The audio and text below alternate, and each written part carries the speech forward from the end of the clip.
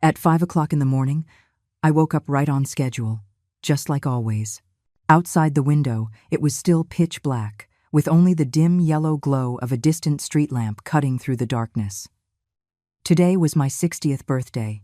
By all accounts, it should have been a happy day, but for some reason, a sense of panic was churning in my stomach.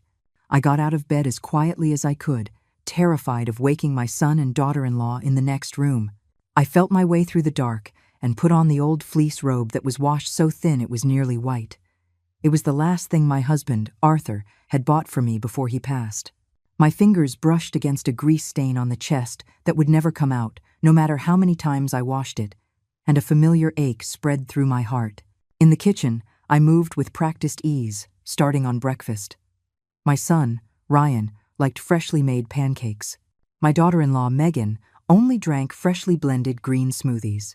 And my young grandson, Leo, needed a completely different kid-friendly breakfast of scrambled eggs. 3 different meals, every single day for 5 years. Mixing batter, blending vegetables, whisking eggs, the motions had become muscle memory.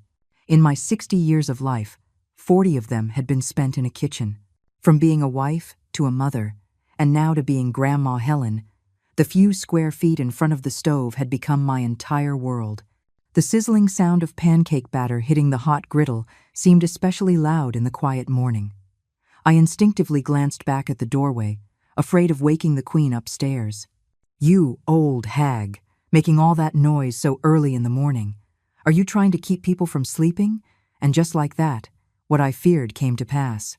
Megan's sharp voice shot down from the second floor, followed by the rapid slap, slap, slap of slippers on the stairs.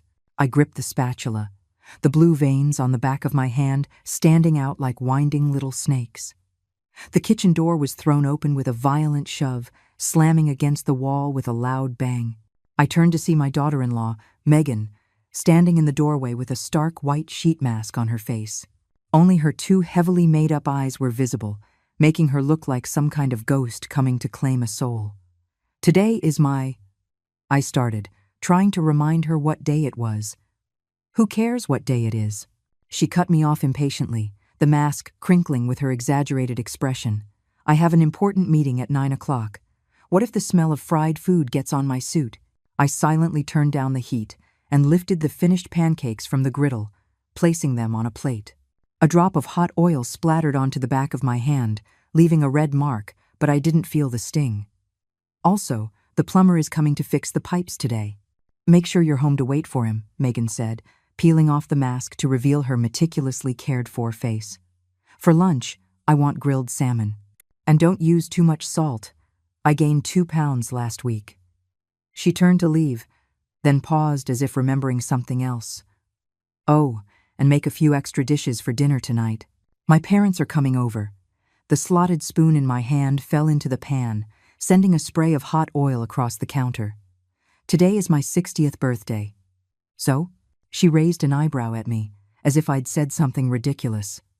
"Is being 60 some big accomplishment? The average life expectancy is over 80 now. You've still got a long way to go." I wanted to say more, but footsteps echoed from the stairs again. My son, Ryan, walked into the kitchen, adjusting his tie while his eyes were glued to his phone screen. "Mom, where's my coffee?" "It's almost ready," I said, quickly wiping my hands to get the coffee maker. "Hurry up, I'm in a rush," he said without looking up, his fingers flying across the screen. "Oh, and buy some extra seafood for tonight. My father-in-law likes lobster." I looked at my son's profile, a face that looked more and more like his father's every day. Once upon a time, this little boy would use his allowance to buy me a birthday card. He would hug me and say, "Mom is the best cook in the world." Now, he didn't even remember what day it was. "Ryan," I called his childhood nickname softly. "Today, Mom, can you please not nag me when I'm busy?" He interrupted with a frown, taking the coffee and downing it in one gulp. "Hey, where did I put my blue cufflinks?" Watching my son head upstairs without a second glance, I stood in the middle of the kitchen and suddenly felt my legs go weak. On the wall calendar, today's date was clearly circled in red pen.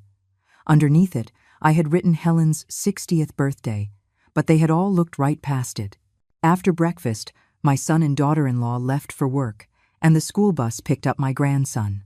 As I cleaned the dishes, a daytime talk show was playing on the television. An elderly woman was tearfully complaining about her ungrateful son, while the host declared with righteous indignation that respecting your elders was a core American family value. I turned off the TV, and the room was plunged into a terrifying silence. A 60th birthday with no well wishes, no gifts. All I had were greasy dishes and a broken pipe waiting to be fixed. From the back of a closet, I pulled out a photo of my late husband, Arthur. I used my sleeve to wipe away dust that wasn't there. In the picture, he was forever 55 years old, his smile gentle, his eyes full of love. "Arthur, if only you were still here," I murmured, a lump forming in my throat. I remembered the day he was diagnosed with late-stage heart failure. He held my hand and said, "Helen, after I'm gone, you have to live for yourself." I cried until I couldn't breathe, telling him I couldn't live without him. Thinking back now, he must have seen the true nature of this family long ago. For lunch, I made a simple bowl of noodles for myself. Just as I finished, the plumber arrived. Seeing me home alone, the repairman asked casually, "Ma'am, where are your kids?" "They're at work," I managed to smile. "Isn't it your birthday today?" he asked, pointing to the calendar on the wall. My grandma turned 60 last year, and our whole family, more than 20 of us, threw her a huge backyard barbecue. I didn't know how to respond, so I just changed the subject back to the pipes. After he finished and left, I finally broke down. I sat in front of Arthur's picture and cried. 60 years old. It was supposed to be an age for being surrounded by children and grandchildren, for enjoying a peaceful retirement. Instead, I was like an unpaid maid, serving the entire family, young and old, and all I got in return was criticism and commands. Wiping my tears, I grabbed my basket and headed to the market. As I passed the community park, I saw a group of seniors doing line dancing. The music was cheerful, and they were all smiling, so happy. I stood watching from a distance for a long time, until my phone buzzed. It was a text from my son. "Mom, make a few extra dishes tonight.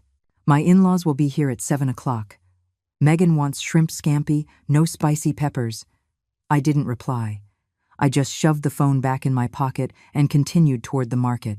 As I passed a CVS, I stopped, staring at the bottles of sleeping pills in the window for a long, long time. "Ma'am, can I help you with something?" a young clerk called out cheerfully. "Oh, no, thank you," I said, hurrying away, my heart pounding like a drum. The market was bustling with noise. I mechanically selected ingredients, my mind replaying scenes from the past 5 years. My daughter-in-law, right in front of me, dumping a dish I made into the trash can, saying, "Even a dog wouldn't eat this." My son, growing more and more impatient with me, as if speaking one extra word to me was a great charity.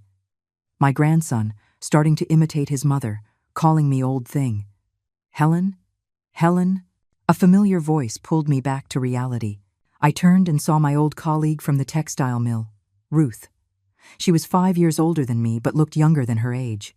After retiring, she had started taking classes at the senior center and was absolutely glowing. "Helen, I heard today is your 60th birthday," she said, taking my hand. "Why are you out buying groceries by yourself? Didn't your son and daughter-in-law throw you a party?" I forced a smile. "They're busy with work." "Busy? My foot?" Ruth scoffed. "My boy used to be like that too. Then I moved into a senior living community, and now he remembers to visit me every other week." "A senior living community?" "Yes, the one called Willow Creek. The facilities are fantastic," she said, lowering her voice. "A lot of the residents there moved in because they couldn't stand their kids anymore. You should come visit sometime. We're looking for someone who knows how to cook."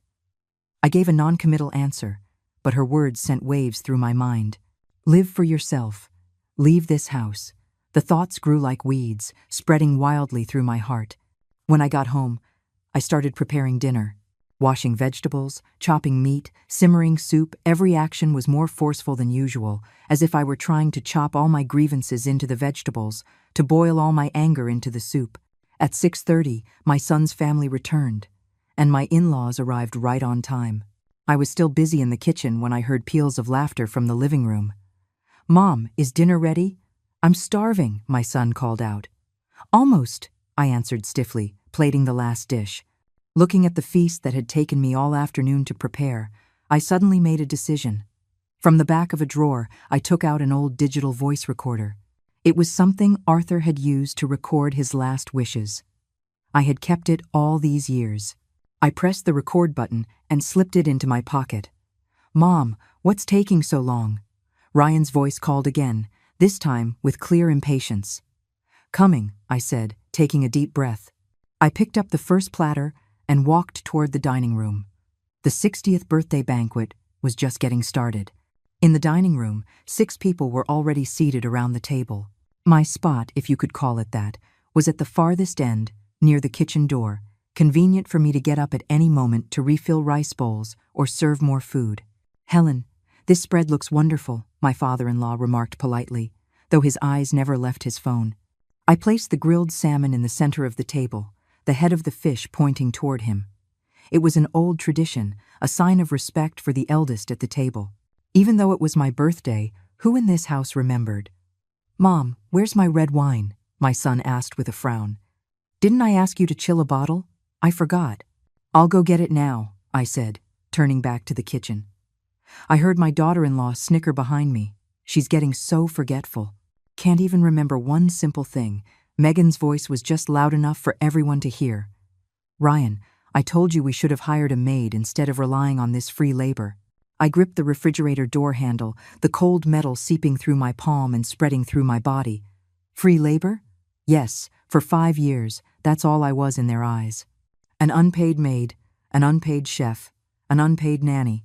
Returning to the dining room with the wine, I found my mother-in-law admiring Megan's new handbag, while my grandson was engrossed in his tablet. My son and father-in-law were discussing the stock market. No one paid any attention to me, as if I didn't exist. "Mom, pour the wine," my son said, pushing his glass toward me without even looking up. I silently filled everyone's glass, saving a small pour for myself last. Just as I was about to sit down, my daughter-in-law spoke again. "Where's the soup?" "I don't see any soup. It's a cold night, and there isn't even any hot soup." "It's in the kitchen. I'll go get it." I put down the fork I had just picked up. "Never mind, I'll get it myself." Megan sighed dramatically. "If I wait for you, everything will be in slow motion." She got up and walked to the kitchen, her high heels clicking sharply on the hardwood floor. The dining room fell silent for a moment, the awkward quiet filled only by the noise of a New Year's Eve special rerun on the television. "Grandma, I want shrimp, my grandson," Leo suddenly shouted, pointing at the platter of shrimp scampi on the other side of the table. I quickly stood up to move the platter closer to him, but he pushed it away. "I don't want you to peel it, it's dirty. I want Mommy to do it." "Leo, how can you talk to your grandma like that?" My son finally looked up, but his tone was mild. He turned his head and went right back to his conversation. Megan returned with the soup, and hearing this, actually smiled. "Leo's right. Old people have more germs on their hands. It's unhygienic." She sat down, elegantly pulled on a pair of disposable gloves, and began to peel a shrimp. "Here you go, sweetie. Mommy will peel it for you." I sat there, the food in front of me untouched. I was already full of anger. The voice recorder in my pocket felt heavy, like a piece of burning charcoal searing my thigh. "Oh, by the way, Helen," my mother-in-law suddenly turned to me. "I hear it's your birthday today." My heart leaped, as if struck by lightning. Someone finally remembered. "Ah, yes, it is." My voice trembled slightly. "Oh, perfect," she said, turning to her daughter. "Megan, why don't you bring out that cake you bought? It'll save us a trip." "Cake?" I was stunned. They had gotten me a cake. Megan reluctantly got up and pulled a small, palm-sized cardboard box from the refrigerator. She casually tossed it on the table in front of me. It was on sale at the supermarket. "It'll have to do." My hands shaking, I opened the box. Inside was a small, misshapen cake. The frosting had collapsed, and the strawberry on top was half rotten. The price tag read, "Special, $15, limited time offer." "Mom, don't be offended." My son finally glanced at me. Megan meant well. Meant well? I stared at the pathetic cake and suddenly wanted to laugh. My 60th birthday, and this was their so-called good intention. A discounted, deformed, palm-sized cake. "Thank you," I said mechanically, feeling something inside my chest shatter. "Hurry up and cut the cake. We still need to eat," Megan urged. "Oh, and after you cut it, remember to clean up the kitchen. The cleaning lady is coming tomorrow, and she'll charge extra if she sees it's greasy." I picked up the plastic knife, my hand shaking so badly I could barely hold it. At that moment, the recorder seemed to grow even heavier, reminding me of everything it was capturing. "Mom, can you hurry up?" my son said impatiently. "We're hungry." I took a deep breath and made the first cut. The frosting stuck to the knife like a glob of white sludge. "Happy birthday to you," my mother-in-law sang a half-hearted line. The others hummed along for a second, and the ritual was complete. The cake was divided into 7 pieces. They each took a small bite and then pushed their plates aside. My piece remained on its plate, untouched, slowly melting into a pool of sickly sweet liquid. Just like my life, silently collapsing. Dinner continued in a strange atmosphere. They chatted and laughed, discussing their plans for the upcoming Christmas vacation. No one asked if I wanted to go. I was an invisible person, only noticed when it was time to serve food, pour wine, or clear plates. "Mom, can I have another bowl of rice?" my son asked, holding out his empty bowl. "Helen, my tea is cold. Get me another cup," my father-in-law said without looking up. "Grandma, I want fruit," Leo commanded. I spun like a top between the kitchen and the dining room, the recorder in my pocket capturing every order, every harsh word. After dinner, they moved to the living room to watch TV, leaving the table in a complete mess for me to clean up. I mechanically cleared the dishes, their laughter echoing in my ears. Suddenly, one sentence cut through the noise. "Ryan, your mother is becoming more and more useless." She walked so slowly. It was Megan's voice. "Why don't we just send her to a nursing home?" My cousin said the one on the east side of town is pretty good. It's only $3,000 a month. The plate in my hand nearly slipped. I had to grab the edge of the table to steady myself. A nursing home? They wanted to send me to a nursing home? "We'll see." Ryan's voice was full of evasion. "She can still work now. We can talk about it when she really can't move anymore. By then, it'll be too late. The good nursing homes all have waiting lists," Megan pressed. "Besides, this house isn't that big. When Leo gets older, he'll need his own room." I held my breath, waiting for my son's response. Would he speak up for me? Would he remember that this house was bought with the life savings of his father and me? Would he remember that when his startup failed, I sold my gold bracelets to help him pay off his debts? "Fine, fine. You handle it." Ryan's reply was a knife straight through my heart. At that moment, I understood my situation completely. In this family, I was nothing more than a burden, an old thing that could be thrown away at any time. After cleaning the kitchen, I quietly returned to my room, locked the door, and took out the voice recorder. Playing it back, the sound clearly documented the truth of this family. My daughter-in-law's cruelty, my son's indifference, the in-laws' hypocrisy, my grandson's disrespect. I sat on the edge of the bed and looked at the family portrait on the wall. It was taken 3 years ago. I was squeezed into the very edge of the frame, like a stranger who had accidentally wandered into the shot. Arthur's picture was on the nightstand. He seemed to be looking at me, his eyes filled with reproach. "Helen, how much longer are you going to endure this?" From under the bed, I pulled out an old leather suitcase and began to pack. There wasn't much to pack, really. My entire fortune consisted of a few old clothes, a pair of cloth shoes, a photo album, and a small wooden box. The box contained my dowry, a pair of silver bracelets, the only valuable thing my mother had left me. When my son's business failed, I had sold my gold bracelets to help him, but I had secretly kept these silver ones, thinking I would save them for my future granddaughter-in-law. Now, it seemed, that wasn't necessary. After closing the suitcase, I sat down at my desk and started to write. A letter to my son, telling him why I was leaving. A letter to my daughter-in-law, telling her what respect means. And a letter to my grandson, hoping he wouldn't become like his parents. When I finished, I checked the time. It was 11 o'clock at night. They should all be asleep. except for my son. He had a habit of staying up late to play video games. Pushing my door open gently, I was surprised to find the living room light still on.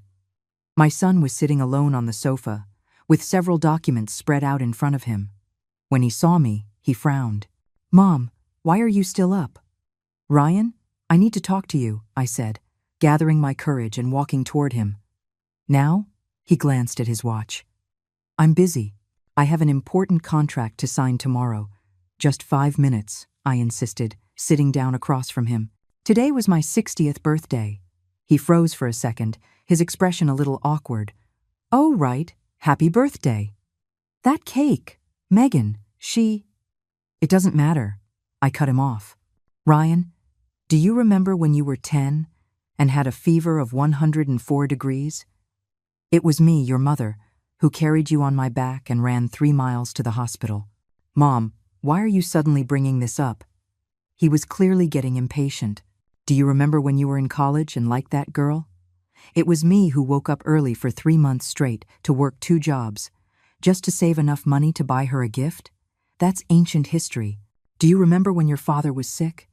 It was me who took care of him alone for 2 years, right up until the day he died." My voice started to tremble. "Where were you then?" "I was overseas for a project." My son's face changed. "Mom, what are you trying to say?" "I'm trying to say," I took a deep breath, "that I'm tired. I'm 60 years old. I want to live for myself for once." He looked at me like I was crazy. "What do you mean?" "I'm leaving," I said calmly. "First thing tomorrow morning." "Leaving? To where?" He frowned. "A nursing home?" Megan was just talking. "Don't take it to heart." "Not a nursing home," I stood up. "To a place where I don't have to walk on eggshells." He chuckled. "Mom, you're 60 years old. Where could you possibly go? Stop being dramatic. You have to take Leo to school tomorrow." I didn't answer. I just turned and went back to my room, leaving him sitting there with a bewildered look on his face. Closing the door, I leaned against it, my legs feeling weak. This was the first time I had ever fought back, the first time I had ever said no. Strangely, beyond the fear, I felt a sense of release. Tomorrow, everything would change. At 60 years old, my life was just beginning. Just as the sky began to lighten, I woke up. I hadn't slept well, my dreams filled with the past, my son's adorable smile as a child, my husband's warm embrace, and the home that was once filled with laughter. I got out of bed quietly, put on my warmest clothes, and placed the 3 letters I had written under my pillow. On the dresser, I left the voice recorder and the silver bracelets next to the house keys. These were my parting gifts to my son, so he could hear the truth about this family. Dragging the old suitcase to the front door, I looked back one last time at the house I had lived in for 20 years. The family portrait on the wall, the remote control on the coffee table, my grandson's roller skates by the shoe rack, every object held a memory, but none of them could hold me back any longer. "Mom, what are you doing?"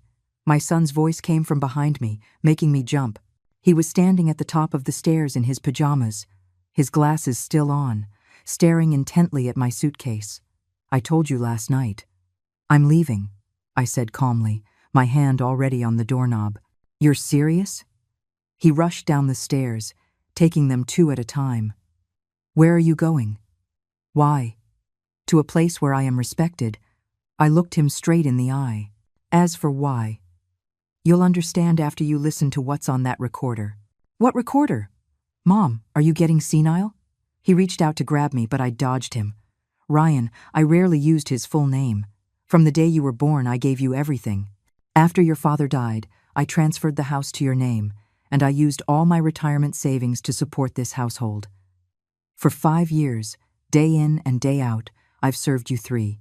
And what I get in return is being called senile." He was stunned, apparently not expecting me to speak to him this way. You, just calm down." His tone softened. "Did Megan say something to upset you? You know how she is, she speaks before she thinks, but she doesn't have a bad heart." "Doesn't have a bad heart?" I laughed coldly. "She dumps my cooking in the trash in front of me, calls me an old hag, and plans to send me to a nursing home. Is that what you call not having a bad heart?" My son's face turned red, then pale. She didn't mean it like that. Then what did she mean? I shot back. And you, my own son. Have you ever said a single word in my defense? He was speechless, his eyes darting away. Just then, Megan's voice came from upstairs. Ryan, what's all the noise so early in the morning? It's nothing, he called up, then lowered his voice to me. Mom, let's go inside and talk. We don't want the neighbors to hear. There's no need, I said, pulling open the door. A blast of cold air rushed in. I've called a car. Mom, he grabbed my suitcase. You can't just leave like this. What about Leo? Who's going to make his breakfast? Who's going to take him to school? That last sentence was the final straw. I yanked the suitcase back with all my might, my voice trembling with rage. Even now, all you can think about is who is going to serve your son. Ryan, I am not a slave to this family. What's going on? Megan came down the stairs in a silk robe. Seeing my suitcase, her eyebrows shot up. Well, what's this little drama? Running away from home? Megan, that's enough, my son snapped at her, a rare occurrence. He turned back to me. Mom, please calm down. Let's just talk about this. Talk? I laughed, but tears streamed down my face. For 5 years, has anyone ever talked to me? Has anyone ever asked me what I want to eat? Where I want to go? What I want for my birthday? Megan scoffed. You're 60 years old and you're acting like a teenager demanding romance. Isn't having a roof over your head and food to eat enough? Megan. Ryan glared at her. Am I wrong? She crossed her arms. Old lady, if you want to leave, fine. But first, tell us how we've mistreated you. Did we not feed you? Did we not clothe you? I looked at this woman, with her perfect makeup and expensive clothes, and suddenly felt the absurdity of it all. This was the woman I sold my dowry to help my son marry. This was the person I served every day like a queen. You didn't mistreat me, I said calmly. You just never treated me like a human being. With that, I dragged my suitcase out the door. My son ran after me and grabbed my arm. Mom, it's snowing outside. Where can you go? Let go. I shook his hand off. Ruth told me about a senior living community. I'm going to check it out. A senior living community? Megan's eyes lit up. Which one? What are the conditions like? How much is it a month? I ignored her and walked toward the elevator. My son followed me out, barefoot. Mom, don't be rash. At least wait until the snow stops. The elevator door opened. I stepped inside and pressed the button for the first floor. In the final moment before the door closed, I said to my son, there are letters under the pillow, and a recorder and bracelets on the dresser. Listen to it, and think about it. As the elevator descended, my heart felt lighter than it had in years. For the first time in 5 years, I had made a decision for myself. For the first time, I had fought back against unfair treatment. The feeling was surprisingly good. At the entrance to the complex, a taxi was already waiting. The driver was a friendly, middle-aged man who helped me put my suitcase in the trunk. Where to, ma'am? He asked. Willow Creek Senior Living, I said, my voice trembling slightly as I spoke the address. The car started, and the familiar neighborhood scenery slowly receded. The supermarket, the park, my grandson's school. The places that had once made up my entire world were now part of the past. Visiting family, ma'am? The driver asked casually. No, I said, gazing at the falling snow outside the window. I'm going to start a new life. The car drove through the city center and stopped in front of a red brick building. The words Willow Creek stood out brightly against the snow. As soon as I got out of the car, I saw Ruth walking toward me with an umbrella. Helen, you really came, she said warmly, taking my suitcase from me. Come on, let's go see the room. There's a sunny single room that just opened up. I followed her into the lobby, and a wave of warmth washed over me. A few seniors were playing chess, reading, and knitting. When they saw me, they all nodded and smiled in a friendly way. This kind of natural, easy respect was something I hadn't felt in my own home for a very long time. This is the activity room, that's the dining hall, and over there is the library, Ruth explained as she led the way. A doctor comes for checkups every week, and we have a social event once a month. Oh, do you know how to play bridge? We've been looking for a fourth for ages. I couldn't help but smile. A little. But my real skill is cooking. That's fantastic. Her eyes lit up. We're in desperate need of a good cook around here. A lot of the ladies can't stand the cafeteria food. If you're willing, you could organize a little cooking club. We could all chip in for the ingredients. The single room was much nicer than I had imagined. A single bed, a small desk, a wardrobe, a television, and a private bathroom. It had everything. Outside the window was a small garden. Although it was covered in snow now, I could imagine how beautiful it would be in the spring. So, what do you think? Ruth asked expectantly. It's wonderful, I said, running my hand along the windowsill. The sunlight streamed through the glass, warming my skin.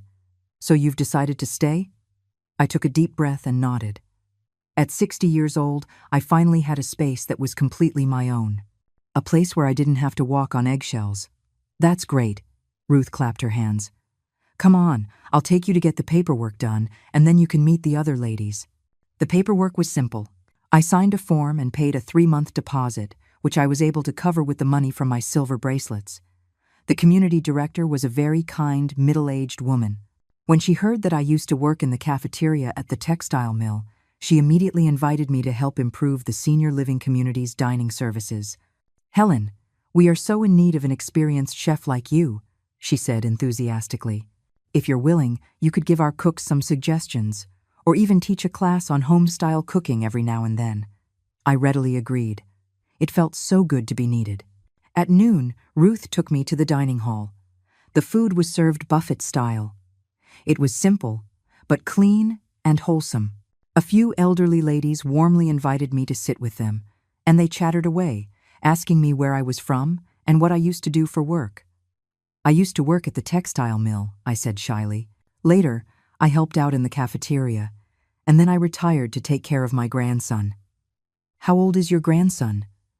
A woman with a full head of silver hair asked. 8, I replied, a sudden pang of sadness hitting me. Was Leo out of school yet? Who was picking him up? Who was making him dinner? Missing your grandson? Ruth sensed my change in mood and gently patted my hand. It's always like this at the beginning. It gets better after a while. Besides, it's not like you can't see him. If you miss him, just go visit. I forced a smile and looked down at my plate. Just then, my phone rang. It was my son. I hesitated for a moment, but then I answered. Mom, are you really there? His voice was frantic. I just listened to the recording. I had no idea Megan said those things. It was all recorded, I said calmly. Mom, I'm sorry. I really didn't know. Please come back. We can talk this out. No, I said, looking out at the snowy landscape. I'm happy here. But Leo keeps asking where Grandma went. He really misses you. My heart softened at the mention of my grandson, but it hardened again just as quickly. Ryan, I love you, and I love Leo. But first and foremost, I am a person with dignity. If you and Leo want to see me, you can come here, but I will not go back to being your unpaid maid. There was a long silence on the other end of the phone. Finally, he said, Mom, I'll bring Leo to see you tomorrow. After hanging up, I realized the ladies at my table were all looking at me with eyes full of understanding and approval. Good for you, Ruth said, putting a piece of fish on my plate. When children are ungrateful, we old folks have to stand up for ourselves. Was I too harsh? I asked in a small voice. Leo is still so young. Harsh? An elderly woman with glasses scoffed. When my daughter kicked me out of her house, that was harsh. If you don't set boundaries now, you'll have even less standing later. In the afternoon, I joined the community's craft class and learned how to make decorative knots. My fingers weren't as nimble as they used to be, but I slowly got the hang of it. In the evening, I watched TV and chatted with a few of the other ladies. I listened to their stories. Some had been cast aside by their children, some had chosen to move out on their own, and some had no children at all. It turned out I wasn't alone. There were so many seniors, all fighting to live with their own dignity. Before going to bed, I stood by the window, looking out at the city lights twinkling in the snow. I wondered what my son was doing. Had he listened to the entire recording? Had he read my letters? Was Leo crying for his grandma? My phone buzzed again. It was a text message. I opened it. It was a voice message from Leo. "Grandma, where are you? I want you to make me your pancakes." Listening to my grandson's innocent voice, the tears finally came. But this time, I didn't regret my decision. At 60 years old, I had learned to say no. I had learned to live for myself. And perhaps that was the best birthday gift of all. The morning at Willow Creek Senior Living was much livelier than I had imagined. Just as the sky was beginning to lighten, I could hear the soft shuffle of feet and hushed laughter in the hallway. I opened the curtains and saw several elderly ladies already in the small garden below, doing their morning exercises. Their movements were synchronized and graceful, looking especially vibrant in the morning light. "Helen, are you up?" Ruth's voice came from outside my door, followed by a gentle knock. I quickly put on my robe and opened the door. Ruth was standing there with a tray, on which sat a steaming bowl of oatmeal and 2 small muffins. "I know you're not used to the cafeteria yet, so I brought you some breakfast," she said with a warm smile. "Eat up, and I'll come back later to introduce you to some of the local celebrities around here." I took the tray, a wave of warmth spreading through my chest. How long had it been since someone brought me breakfast? Since Arthur passed away, I was always the first one up every morning, preparing breakfast for the whole family, but no one ever cared what I wanted to eat. "Thank you, this is too much trouble," I said, a little embarrassed. "Don't be silly," Ruth waved her hand. "Here, all the seniors look out for each other. Take your time eating. I'll be back at 8 o'clock to get you." Closing the door, I sat at the small table and slowly savored the simple breakfast. The oatmeal was cooked perfectly, thick and creamy. The muffins were soft and fluffy with a hint of sweetness. Compared to the scraps I used to hurriedly swallow at my son's house, this breakfast felt like a feast. After eating, I washed up and began to organize the few clothes I had brought. The small room, though not large, was filled with sunlight. The wardrobe, desk, and nightstand were all in good condition. There were even a few landscape paintings on the wall, adding a touch of homeliness to the space. From the bottom of my suitcase, I took out the old photo album and gently caressed the cover. It held my entire life, the innocence of my youth, the joy of my wedding day, the pride of holding my newborn son, and the years of growing old with Arthur. The last few photos were of the whole family. I was squeezed into the very edge, looking like an outsider. Knock, knock, knock. The door sounded again. I opened it to find Ruth, now changed into a bright red jacket that made her look incredibly energetic. "Wow, Helen, that outfit." She looked my faded old robe up and down and frowned. No, that won't do. Today is a big day. You have to dress up a bit." "What big day?" I asked, confused. "It's the monthly senior talent show," she said excitedly. "You're just in time. You can show off your cooking skills." I quickly waved my hands. No, I don't have any talents." "Don't be so modest," Ruth said, pulling me out the door without taking no for an answer. "The community director was just saying yesterday that she wanted to ask you to help improve the cafeteria food. This is the perfect opportunity." She half dragged me to the activity room, which was already filled with more than 20 seniors, all chatting and laughing. It was a lively scene. When they saw us, a few of the ladies waved enthusiastically. "You must be the newcomer, Helen. Come, sit over here." I was seated in the front row, with a small table of fruit and tea in front of me. The community director, Miss Davis, walked onto the small stage and clapped her hands. "All right, everyone. It's time for our favorite event of the month, the talent show. Today, we have a special welcome for our new resident, Helen Fung."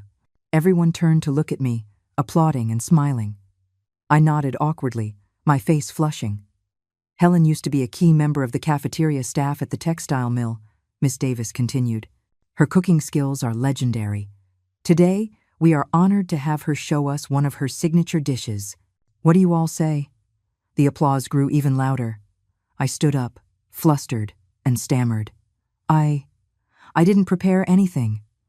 "That's okay," Miss Davis said with a smile. "The kitchen has already prepared all the ingredients and equipment. You can make anything you like." And just like that, I was pushed onto a small, temporary cooking station.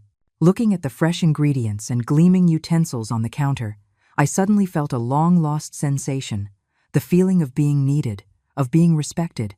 "Well, I'll just make a simple meatball dish then," I said, rolling up my sleeves and washing my hands. For the next half an hour, I was completely immersed in the joy of cooking. The ground meat became tender and elastic in my hands, and the proportions of the various seasonings were etched into my memory. When I dropped the meatballs into the hot oil, a delicious aroma filled the entire activity room.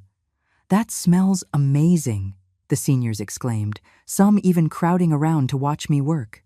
After the meatballs were done, I used the remaining ingredients to quickly stir-fry some sweet and sour cabbage. The two dishes were placed on the display table, a feast for the eyes and the nose, drawing gasps of admiration. "Helen, this is incredible," Miss Davis said, taking a bite of a meatball. Her eyes lit up. Crispy on the outside, tender on the inside, and seasoned just right. It's even more authentic than my mother's. The seniors took turns tasting the food, all of them praising it endlessly. I stood to the side, watching their satisfied expressions, a sense of accomplishment swelling in my chest. How long had it been since I was genuinely praised like this? At my son's house, my cooking was never healthy enough, never refined enough, always criticized. "Helen, would you be willing to teach a cooking class for us once a week?" Miss Davis suddenly asked. "The community will cover the cost of ingredients. You would just need to teach everyone how to make these home-style dishes." I was stunned. Teach a class?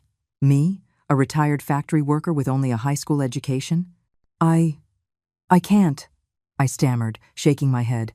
"I'm not educated. I don't know how to teach." "Who says?" Ruth interjected. "Your skill is the best education. None of us old folks care about diplomas." That's right, the other seniors chimed in. "Helen, please teach us."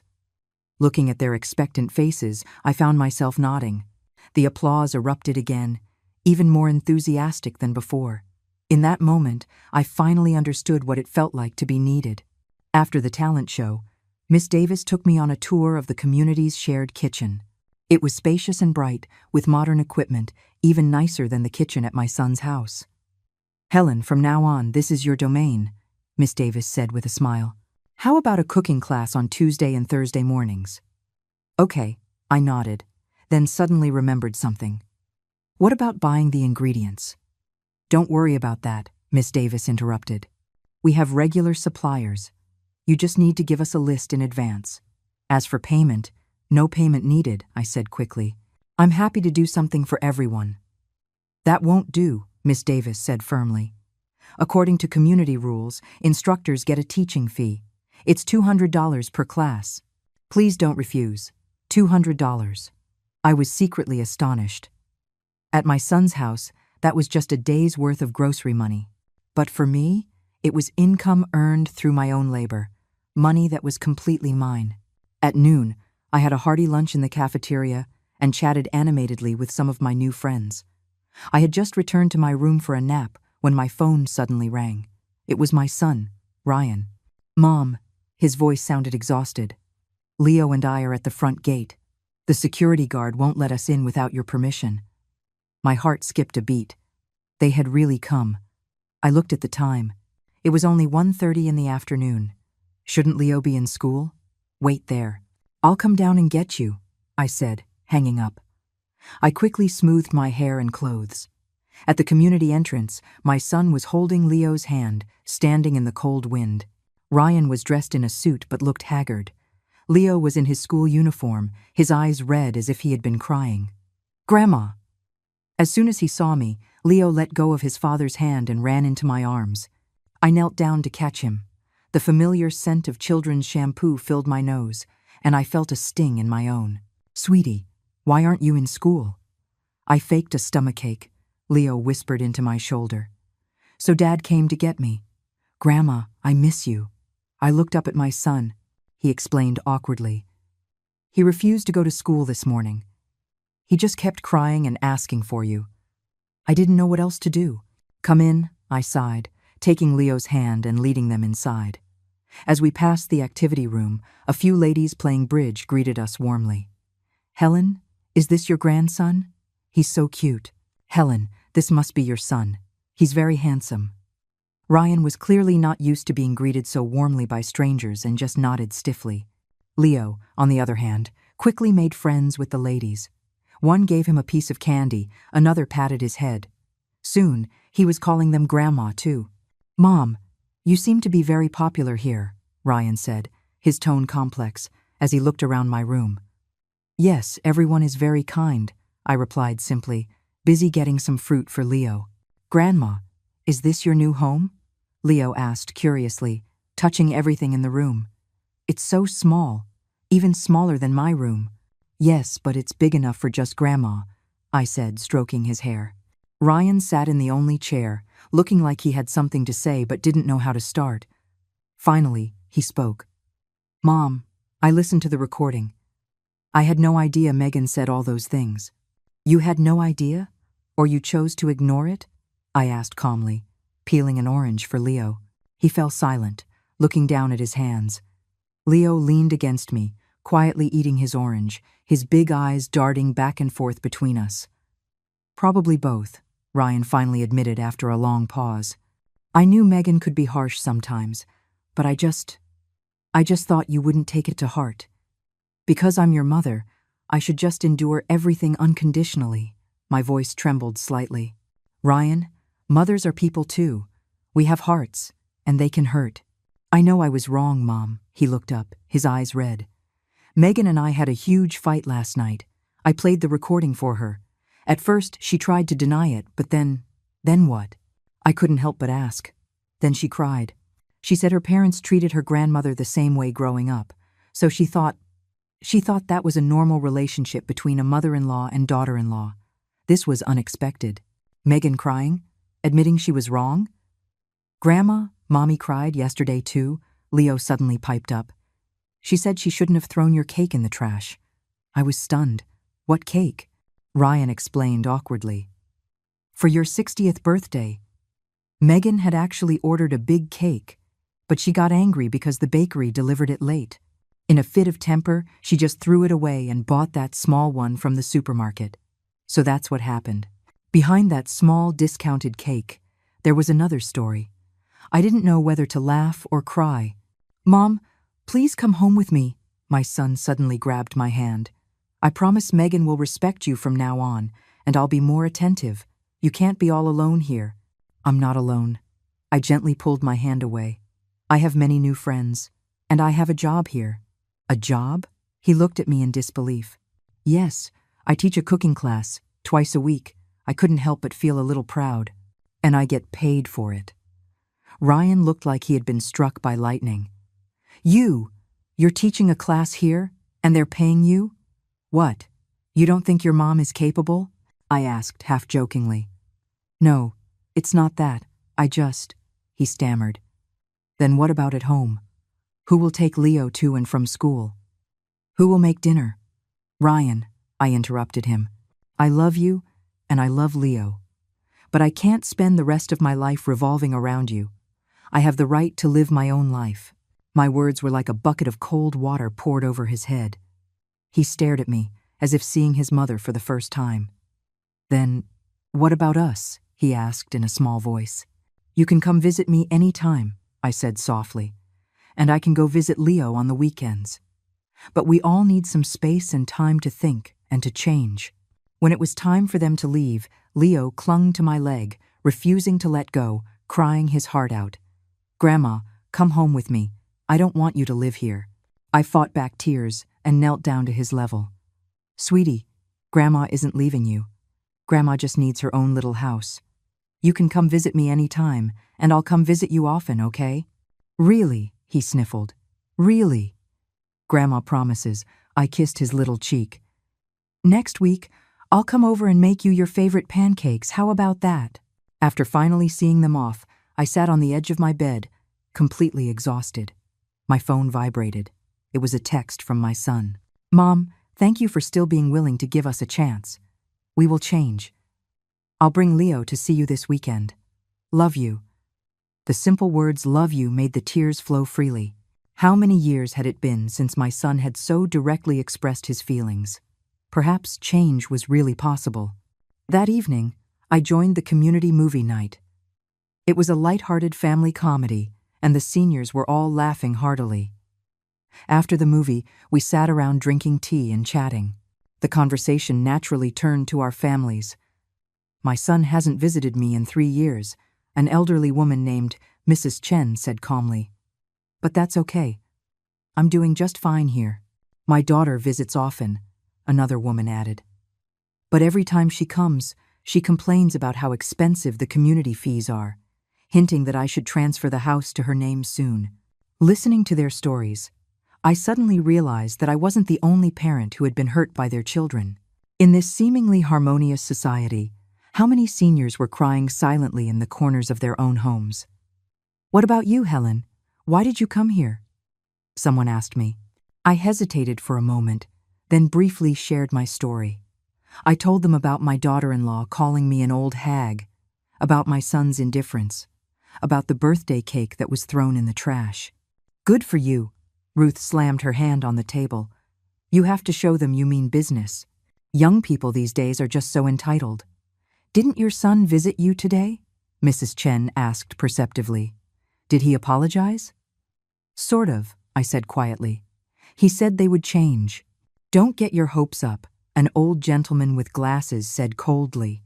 A leopard can't change its spots. The others looked at him reproachfully, but he was unfazed. I'm telling the truth. When children are ungrateful, we seniors have to be strong. Helen has friends here. She has a job. Why go back and suffer? His words were like a knife, cutting into the softest part of my heart. He was right. Deep down, wasn't I also afraid that my son's change was just a fleeting moment? Back in my room, I tossed and turned, unable to sleep. The moonlight spilled onto the floor like a silver road, leading to an unknown future. At 60 years old, I had embarked on this journey of self-discovery. I didn't know if the road ahead was filled with thorns or flowers, but at least, this time, I had made the choice for myself. My first weekend at Willow Creek, I woke up early. Today was the day my son was supposed to bring Leo to visit.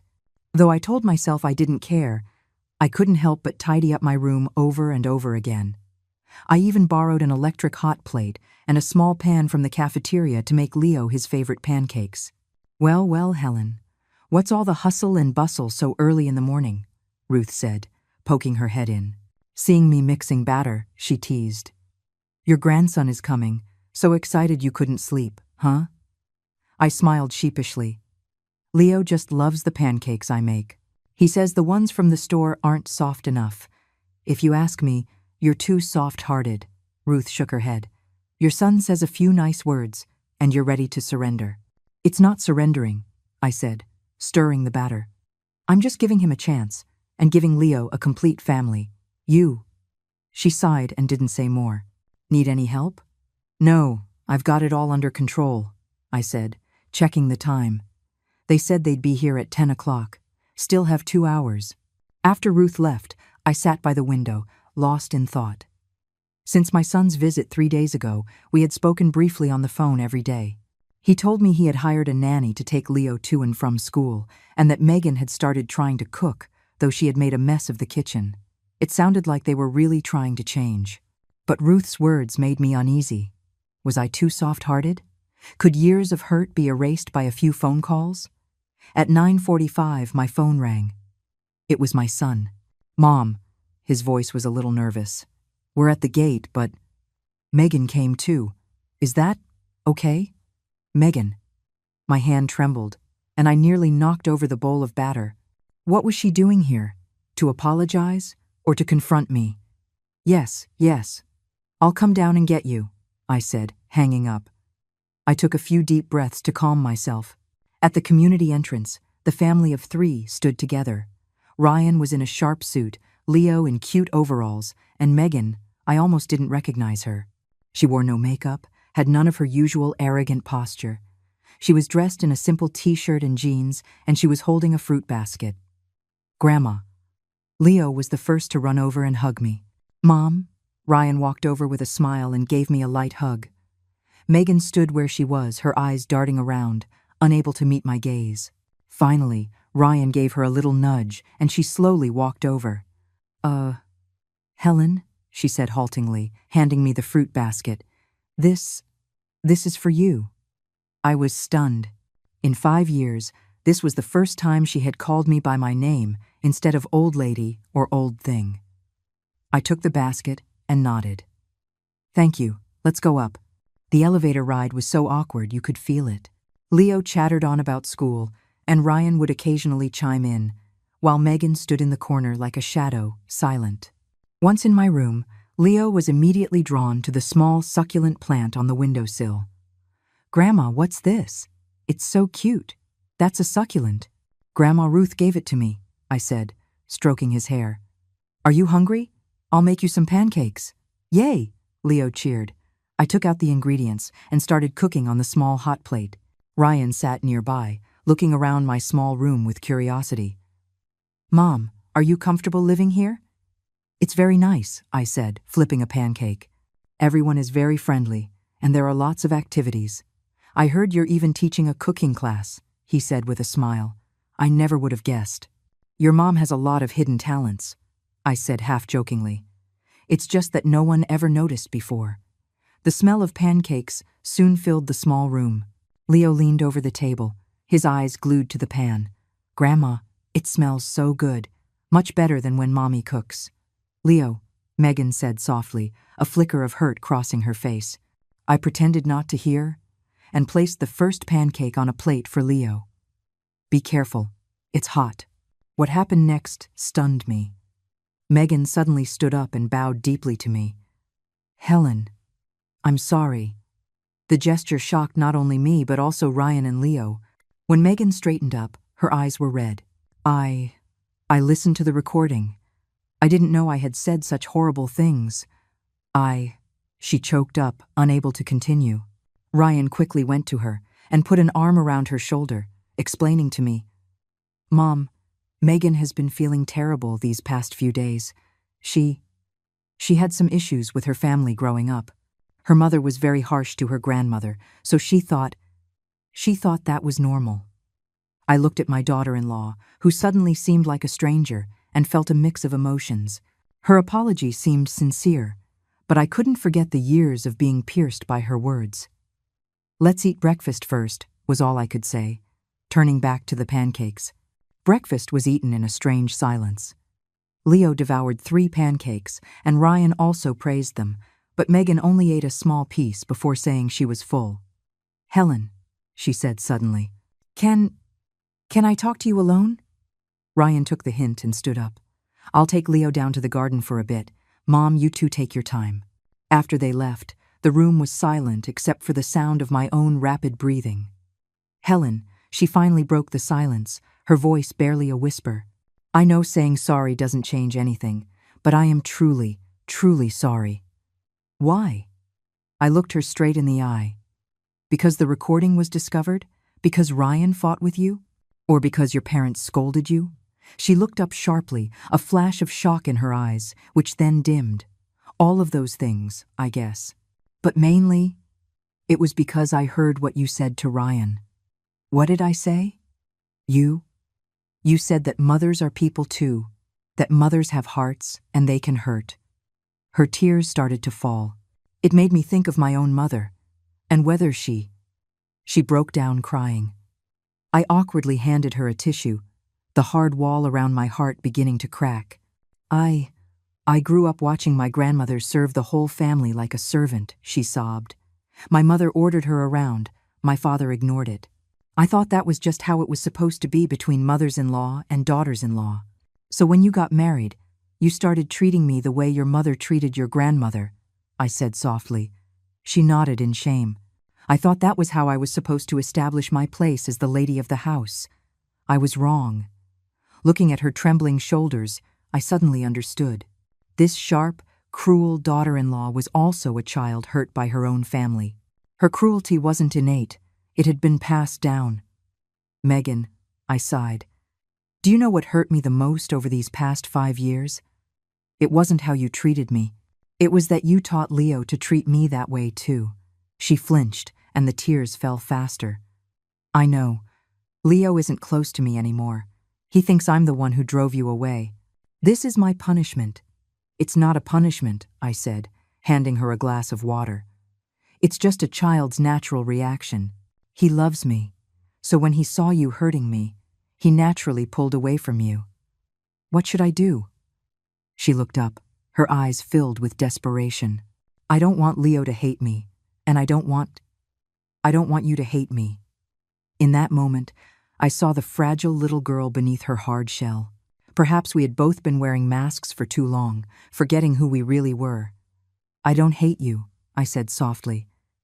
But I need time. Trust isn't lost in a day, and it can't be regained in a day either. She nodded, wiping her tears. I understand, Helen. I'm not asking you to forgive me right away. I just hope you can give Ryan and Leo a chance. They really miss you. Just then, the door opened and Leo burst in. Grandma, Dad bought me ice cream. Seeing his mother crying, he froze. What's wrong, Mommy? Mommy's fine. Megan forced a smile. Just got some dust in my eye. Oh, Leo said, not quite understanding. He turned to me excitedly. Grandma, the garden downstairs is huge, and there's a swing set. Grandma Ruth said there's a craft class this afternoon. Can I join? Of course you can, I smiled, stroking his hair. I looked at my son. Are you staying for lunch? The cafeteria food is pretty good. Ryan's eyes lit up. Sure, Mom, that sounds great. No, that's okay. Megan stood up suddenly. We shouldn't bother you. Leo, say goodbye to Grandma. Ah, why? Leo pouted. I want to play with Grandma more. Next time, sweetie, she said with a weak smile, her eyes shifting nervously. Mommy just remembered she has something to do. I understood her discomfort and didn't press. That's fine. Come again next time. Leo, let me pack some cookies for you to take home. As I saw them to the elevator, Ryan quietly pulled me aside. Mom, Megan, she apologized, I said simply. But I need time. He nodded, his eyes full of complex emotions. I understand. Mom, thank you. Watching the elevator doors close, I let out a long breath. This sudden reconciliation had left me exhausted, but it also gave me a flicker of hope. Maybe change really was possible. In the afternoon, I took Leo to the craft class as promised. He was very good with his hands and, with Ruth's help, made a beautiful little clay bowl, which he proudly announced he would take home for his dad. Grandma, when are you coming home? He asked innocently as he was leaving. I want to play with you every day. Grandma lives here now, sweetie. I knelt down to his level. But you can come visit me any time, okay? Okay, he nodded reluctantly. I'll come again next weekend. As my son's car drove away, Ruth patted my shoulder. So, how did it go with your daughter-in-law? She apologized, I said quietly. She said she grew up watching her mom mistreat her grandma and thought it was normal. Humph, excuses, Ruth said dismissively. In my day, what daughter-in-law would dare be disrespectful to her mother-in-law? Now they all use their dysfunctional families as a shield. But she seemed genuinely sorry. Helen, you're too kind. Ruth shook her head. Be careful not to fall into the same trap again. Back in my room, I lay on the bed, replaying the day's events. Megan's tears, my son's hope, Leo's innocence. Should I trust that they had changed? Should I give this family another chance? My phone vibrated. It was a picture from my son. Leo was proudly holding up his clay bowl, with the caption, Leo said this is for Grandma, to hold candy when you come home. I smiled and saved the picture, but didn't reply. I needed more time. Time to think, time to heal, and time to decide which path to take. Outside, the sun was setting, painting the entire room in a golden hue. At 60 years old, I had finally learned to say no, and I had also learned to listen to my own heart. Whatever my final decision, this time, I was going to live for myself. The morning broadcast at Willow Creek had just started when I was jolted awake by a frantic knocking on my door. Helen! Helen! Open up! It was Miss Davis's voice, sounding both excited and urgent. I hurriedly threw on my robe and opened the door to find Miss Davis beaming, waving a newspaper in her hand. You're in the paper! You're in the paper! What? I took the newspaper from her, completely bewildered. On the front page of the community section, the headline read, 60-year-old woman bravely seeks dignity, becomes senior social media star with culinary skills. Next to it was a photo of me making meatballs at the talent show. What? What is this? My hand trembled slightly. A reporter came to cover our talent show yesterday and was really interested when he saw you teaching your cooking class, Miss Davis explained excitedly. I didn't expect it to be published today, and on the front page, no less. I read the article, my heart beating faster and faster. The reporter not only described my cooking in detail, but also interviewed several seniors about their opinions of my food. He even mentioned my experience of choosing to live independently after enduring verbal abuse from my daughter-in-law. Isn't this a bit of an exaggeration? I asked nervously. Exaggeration? It's all true. Miss Davis patted my shoulder. Helen, you're going to be famous. 3 different news outlets have already called this morning asking to interview you. Sure enough, within an hour, my small room was crowded with reporters from 2 different media outlets. They were extremely interested in my story of transformation, from a downtrodden mother-in-law to a culinary expert. The questions came one after another. Helen, what made you decide to leave your son's home? Does your daughter-in-law know that you're teaching cooking classes here? What are your thoughts on the widespread issue of disrespect towards the elderly in society today? Facing the cameras and microphones, my palms were sweating, but I tried my best to calmly recount my experiences. Of course, omitting my family's real names and some of the more private details. I'm not here to accuse anyone, I said to the camera. I just want to tell all the seniors like me that age is not a reason to be disrespected. We have the right to live with dignity, to pursue our own value. After the interviews, I sat on the edge of my bed, exhausted. But my phone started ringing off the hook. Texts, messages, missed calls, almost all my old colleagues and neighbors had seen the report and were sending their support. The most surprising call was from my son, Ryan. Mom. His voice was a mix of excitement and anxiety. You're in the paper. The whole office is talking about it.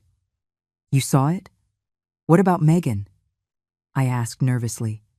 She saw it too. He paused. She's upset that you made our family matters public, but she also understands that it's your right. I breathed a sigh of relief, but also felt a twinge of guilt. Maybe I should have told them beforehand. Mom, the reporters didn't reveal our identities, did they? He asked worriedly. No, I made sure not to mention your names, I reassured him. I just wanted to share my story. Maybe it can help other seniors in similar situations. I understand, he said softly. Mom, I'm proud of you. Really? That phrase, I'm proud of you, made my nose sting. For so many years, I had been the one who was proud of his achievements. Today, it was the other way around. Not long after I hung up, the front desk at the community called to say I had visitors. When I went downstairs, I saw the community director in a formal suit, along with several middle-aged people I didn't recognize. Helen, the director, shook my hand warmly. These are officials from the City Council on Aging. They saw your story and came specially to visit you. It turned out my story had caught the attention of the City Council on Aging. They were planning an Elder Appreciation Month and wanted to invite me to be a senior dignity ambassador and to lead a public project on preserving traditional cuisine. Helen, your experience and your culinary skills are very representative. An official named Mr. Chen said sincerely. We hope to use your influence to raise public awareness of the rights of the elderly. I stood there, flustered, never imagining I would suddenly become a public figure. With the encouragement of Ruth and Miss Davis, I finally agreed to participate, but I insisted on doing only what I was capable of. After seeing the officials off, Miss Davis announced excitedly, Helen, you're going to be a celebrity, and our community will get some recognition too. The news spread like wildfire. At lunch, all the seniors in the dining hall looked at me with admiration, and people kept coming over to shake my hand and congratulate me. This feeling of being respected and valued was both strange and wonderful. In the afternoon, as I was about to rest, my phone rang again. It was an unknown number. Hello, is this Miss Helen Fung? A young woman's voice asked.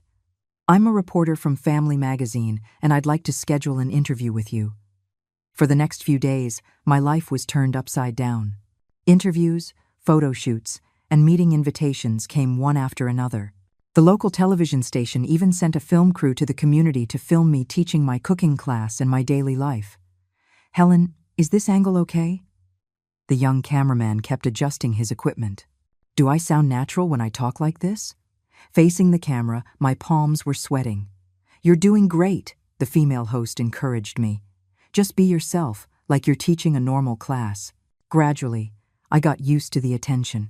The other seniors also got used to the film crew, and some even took the initiative to praise my cooking and character on camera. "Helen is our star here," Ruth said into the microphone. "Her meatballs are even better than those from a 5-star hotel." The most surprising thing was that all this publicity brought about real change. The community allocated funds to upgrade the kitchen equipment. The Council on Aging organized a traditional food culture workshop with me as a consultant, and several restaurant businesses even contacted me about buying my private recipes. "Helen, look at this proposal." Miss Davis showed me a contract excitedly. "A well-known restaurant wants to hire you as a consultant, 1 visit a month, for $2,000 each time." $2,000. That was half of my previous monthly retirement pension. Holding the pen, my hand trembled so much I could barely sign my name. At 60 years old, for the first time, someone was paying for my knowledge and skills. For the first time, someone truly recognized my value. However, as my exposure grew, so did the pressure on my son's family. Although the reports had omitted their real information, the news had spread among their acquaintances. "Mom," Ryan's voice was tired over the phone. "Megan's parents are furious. They say we mistreated an elder. My colleagues at work are also gossiping. I understand this is your life, but it's affecting your lives, isn't it?" I asked softly. "No, that's not what I mean," he said hastily. "We deserve this. It's just Leo. At school, his classmates are asking if it's true his mom drove his grandma away. He's very upset." My heart ached. The conflicts between the adults had ultimately hurt an innocent child. "I'll handle it," I promised him. "Don't worry about Leo." After hanging up, I immediately contacted the reporter from Family Magazine and asked her to specifically state in the follow-up report that my decision was a personal choice, that my son and daughter-in-law had realized their mistakes and were actively trying to improve, and I hoped the public would not disturb their lives. "Helen, you are too kind," the young reporter sighed. "Still thinking of protecting your family in this situation." "They are my family," I said simply. "Conflict is one thing, love is another." After the follow-up report was published, public opinion did indeed soften. My son sent me a text to thank me, saying that Megan was deeply moved and was trying hard to be a better daughter-in-law. As Elder Appreciation Month approached, my schedule became increasingly packed. In addition to my twice-weekly cooking classes, I had to participate in citywide promotional events, give media interviews, and prepare for a traditional food exhibition. "Helen, you don't look so well lately," Ruth said with concern. "Don't push yourself too hard. Your health is important." "I'm fine." I smiled and shook my head. Being busy actually gives me energy. But the body is always honest. One busy morning, while demonstrating how to season a dish, I suddenly felt dizzy and nearly fainted at the cooking station. "Helen!" the students cried out, rushing to support me. "Miss!" Davis immediately called the community doctor. After an examination, the doctor said sternly, "Overexertion and an irregular diet. Your blood pressure is a bit high. Helen, you need to rest for a few days."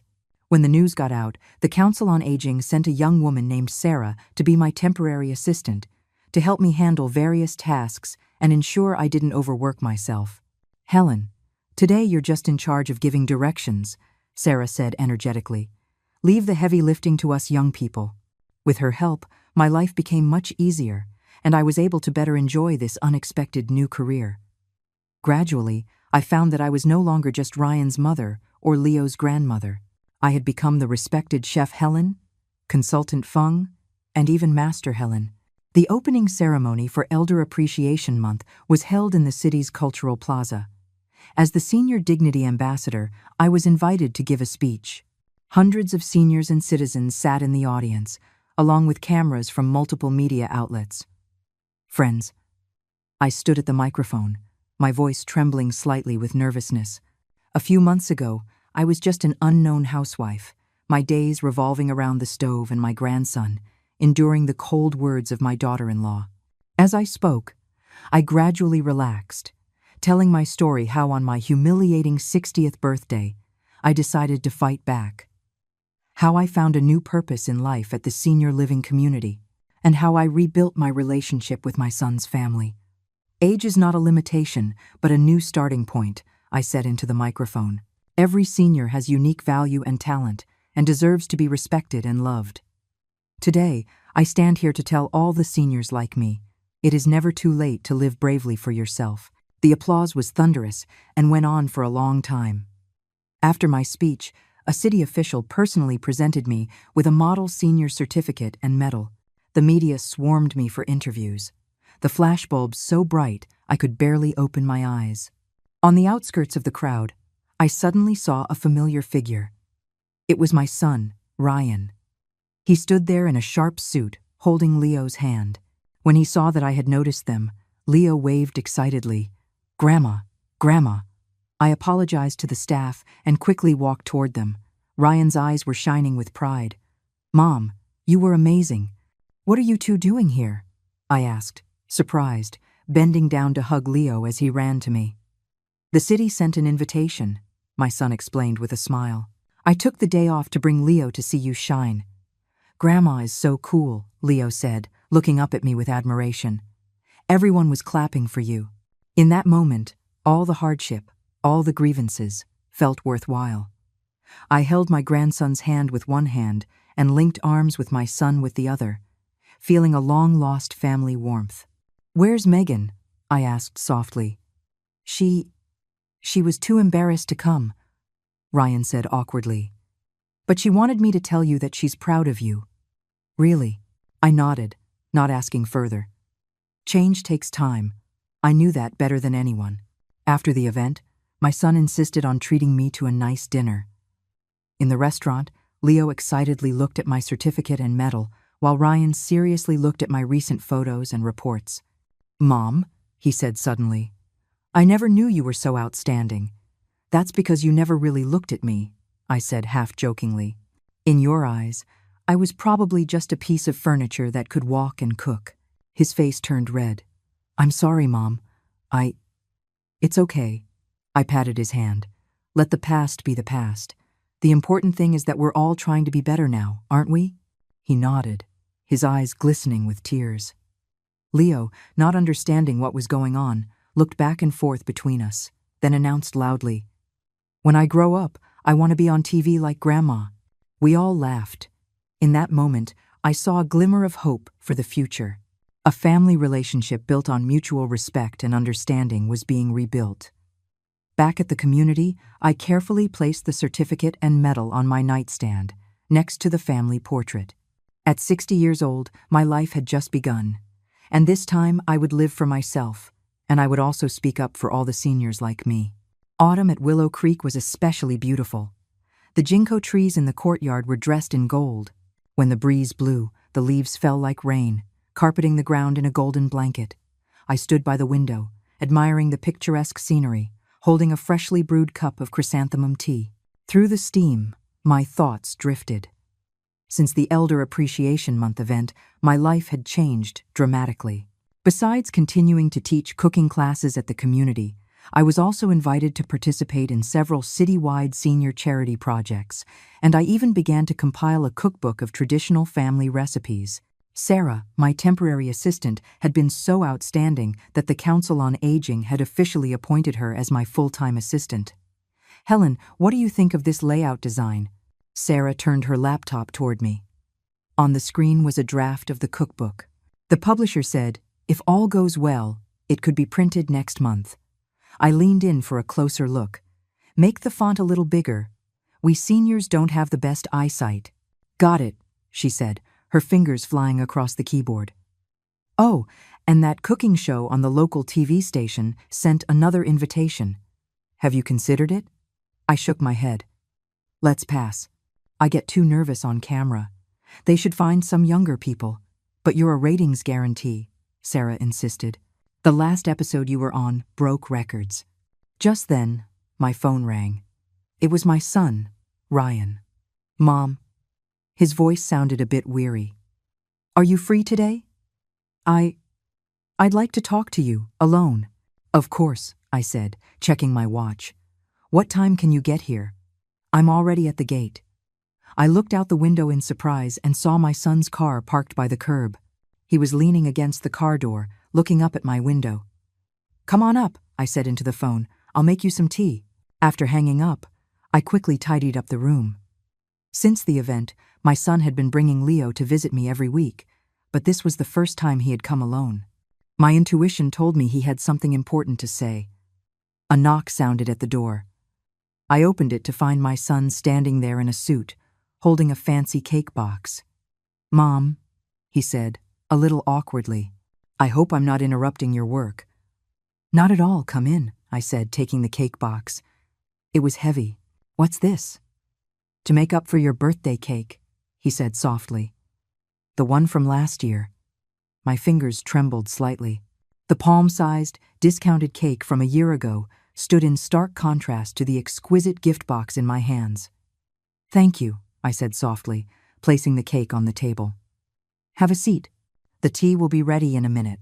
My son looked around my small room, his gaze lingering on the medals and certificates on the nightstand, then sweeping over the photos of me with the other seniors, and finally landing on the stack of cookbook manuscripts on my desk. Mom, you're really incredible, he said, sitting in the only chair, his tone complex. I never imagined you could achieve all this. What achievements? I smiled, handing him a cup of tea. It's just some home cooking that a few people happen to appreciate. No, he shook his head. It's not just the cooking, it's you. Your resilience, your courage. His voice choked up. I'm so sorry. The teacup trembled in his hands, and a few drops splashed onto his suit pants, but he didn't seem to notice. Why are you suddenly saying this? I sat down across from him. Let the past be the past. I can't, Mom. He looked up, his eyes red. I read the letters in the diary you left for me last night. I didn't sleep at all. The letters in the diary. I paused. I remembered that on the day I left, I had indeed left a few letters under the pillow and placed an old diary on the dresser. That diary chronicled my life from my son's birth to my husband's death, including the time I sold my gold bracelets when his business failed, and the hardship of taking care of my husband alone when he was sick. You read all of that? I asked softly. I did. From beginning to end, he said, wiping his face. Mom, I had no idea you had sacrificed so much for me. I'm such a jerk. Seeing his anguish, my heart ached. As a mother, I never intended to use those sacrifices to hold him hostage. I just loved him purely and was willing to do anything for him. Son, I did those things because I wanted to. I patted his hand. It's natural for parents to love their children, but it's not something to be taken for granted. He suddenly raised his voice. I took your sacrifices for granted. I even let Megan treat you that way. At the mention of Megan, we both fell silent. Over the past 6 months, although she was no longer verbally abusive, she was still reserved and distant whenever she visited, like a child who had done something wrong. How has Megan been lately? I broke the silence. We've separated, he said in a low voice. What? I looked at him in shock. When? Why? 2 weeks ago, he said, staring into his teacup. She could never truly face her own issues. Every time we talked about the past, she would either avoid it or get angry. I couldn't take it anymore. I then noticed the dark circles under my son's eyes and how thin his face had become. Every time he had visited with Leo, he had acted as if nothing was wrong. I had no idea he was carrying such a burden. Is it because of me? I asked guiltily. No, he looked up sharply. Absolutely not. It's our own problem. Mom, you know, after reading your diary, I started to think about our marriage. Megan's attitude toward her own parents is just like how she was with you, ordering them around. With no respect, he ran his hands through his hair in frustration. I thought it was just her being strong-willed, but now I realize it's the trauma from her family. Her mother treated her grandmother the same way. I silently recalled Megan's tearful apology. She had said she grew up watching her mother mistreat her grandmother and thought it was a normal way for in-laws to interact. I suggested she see a therapist, Ryan continued. She refused. She said I was trying to humiliate her.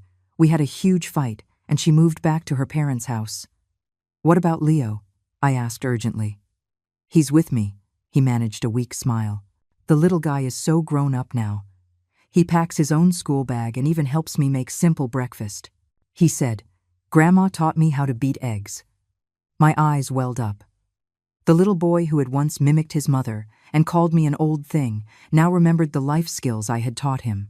Mom, my son suddenly knelt before me, clutching my hands tightly. Give me a chance to make it up to you. Let me be a good son again. Seeing his tear-streaked face, my heart melted. I helped him up and said softly, You've always been my good son. We just both needed to learn and grow.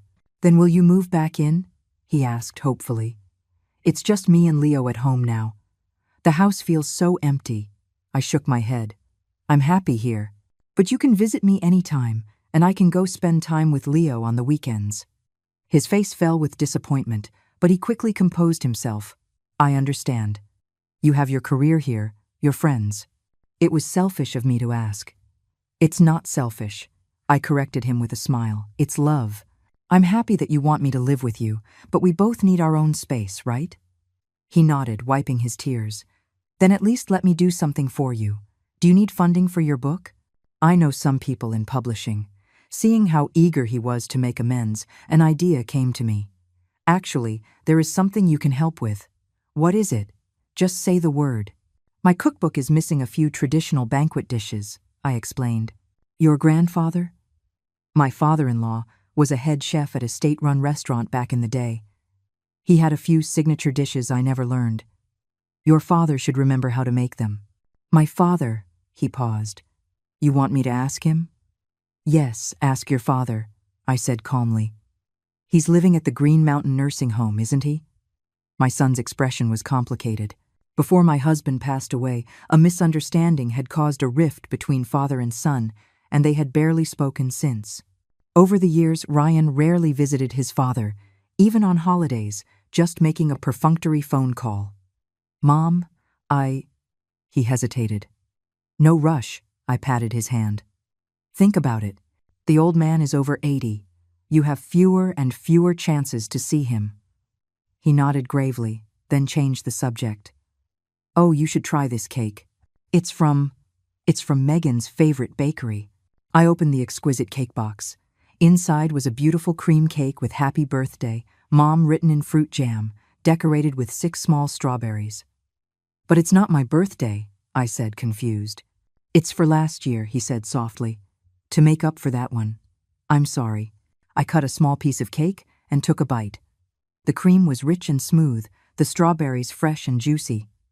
This birthday cake, a year late, seemed to hold a symbolic meaning. Some regrets could be mended, some mistakes could be corrected, as long as the heart was willing. Is it good? My son asked expectantly. It's delicious, I nodded with a smile. Very sweet. He let out a sigh of relief, and his smile reminded me of him as a little boy, the one who would hug me and say my cooking was the best in the world. Oh, right. He suddenly remembered something and took an envelope from his briefcase. This is for you. What is it? I took the envelope. It was heavy. Rent for the past 5 years, he said seriously. You lived with us, cooked for us, took care of our child, cleaned the house. At market rate, we should at least pay you this much. I opened the envelope. Inside was a thick stack of $100 bills, probably $2,000 or $3,000. I looked at him in shock. This is too much. It's not, he shook his head. A live-in nanny costs at least $5,000 a month. That's $30,000 for 5 years. This is just a down payment. Son, I didn't know whether to laugh or cry. How can I take money from you? You must, he insisted. This isn't for my mother. This is the service fee for Miss Helen Feng. You taught me that to respect a person, you must first respect their labor and their value. His words stunned me. It was true. For 5 years, I had given my all without compensation, precisely because my labor was not respected and my value was not recognized. Then I'll accept it, I finally nodded. I can use it to publish my cookbook.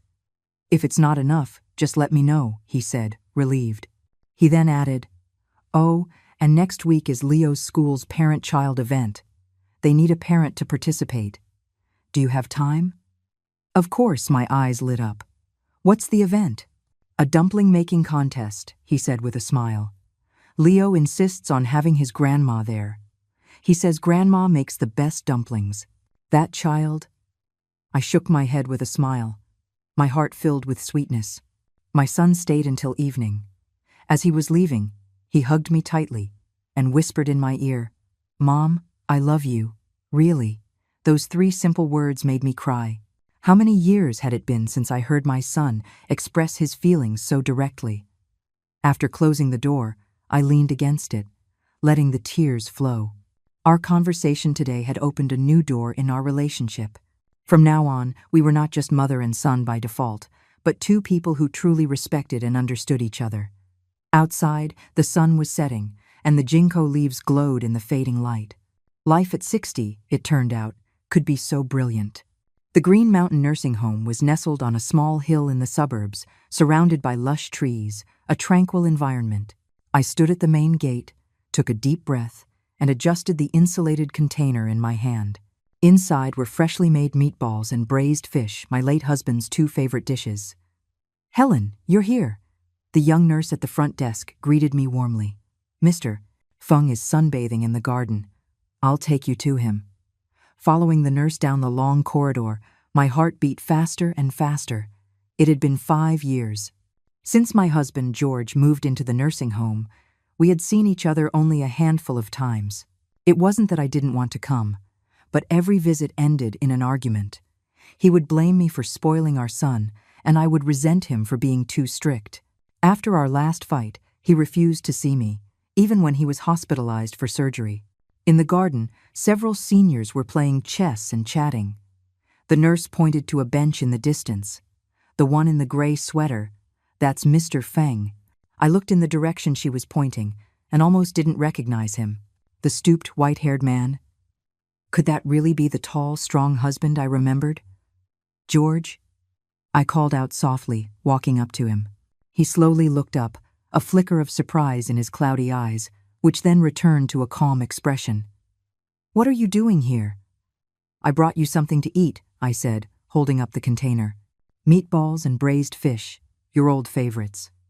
He stared at the container for a few seconds, then finally scooted over, making room for me on the bench. I sat down and opened the lid. The aroma immediately filled the air. His nose twitched, and his expression softened slightly. "Have some?" I handed him the chopsticks. He took them, picked up a piece of fish, and slowly chewed. Suddenly, a tear dropped into the container. "It still tastes the same." His voice was hoarse. After 5 years, my eyes welled up too. Yes, 5 years. In these 5 years, he had missed our son's wedding, the birth of our grandson, my 60th birthday, and any chance for us to reconcile. "How have you been?" He broke the silence. "I'm doing well," I said softly. "I moved out. I'm at Willow Creek Senior Living now." I heard, he nodded. "The young nurses here are all talking about some old lady on TV teaching people how to cook. I figured it had to be you." You've been watching TV?" I asked, surprised. He looked a little embarrassed. "I sneak a peek when the aides aren't looking. They say it's bad for my eyes." We shared a smile, and for a moment, it felt like we were young again, sneaking around on our dates. Back then, he was just an apprentice at a state-run restaurant, and I was a worker at the textile mill. Every meeting felt like a secret mission, hiding from his master chef. "George," I gathered my courage. Ryan wants to come see you." His hand paused, and the meatball on his chopsticks fell back into the container. "What does he want?" "He wants to learn how to cook from you," I explained softly. "I'm putting together a family recipe book, but I'm missing some of your signature dishes." "Humph," he scoffed. Now he remembers his old man. Where was he when I was having surgery? Where was he on my 80th birthday? I remained silent. It was true. Our son had been too distant with his father over the years. But who could really say who was right and who was wrong? The father and son were two peas in a pod, stubborn, proud, and terrible at expressing love. "He knows he was wrong," I said softly. "He read my diary and realized you didn't intentionally miss his graduation ceremony." "I was in the hospital with a work injury," George said, agitated. "My leg was broken, in a cast. How was I supposed to go?" And he held a grudge against me for his whole life. He was young then. He didn't understand. I patted his hand. "He understands now. He wants to make it right. George, give our son a chance. He's over 40 now." George was silent for a long time, then finally sighed. "Whatever. If he wants to come, he can come. But I'm not promising I'll teach him."